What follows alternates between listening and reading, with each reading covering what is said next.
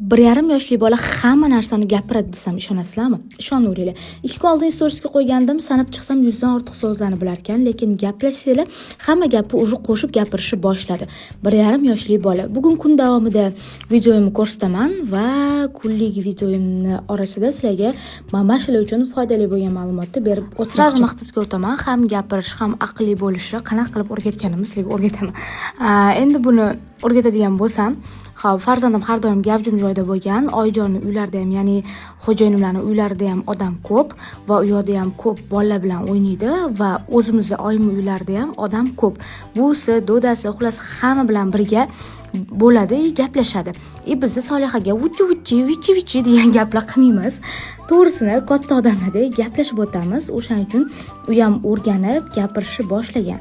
Telefon ham o'ynaydi, o'ynamaydi emas, boshqalarga o'xshab telefondan cheklab qo'yib, anaqa qilmaganman. Telefondan ham даже o'sha so'zlarni yodlashni boshlagan. 10 gacha sanashni ham biladi. O'sha gaplarni qo'shib gapirishni boshlagan.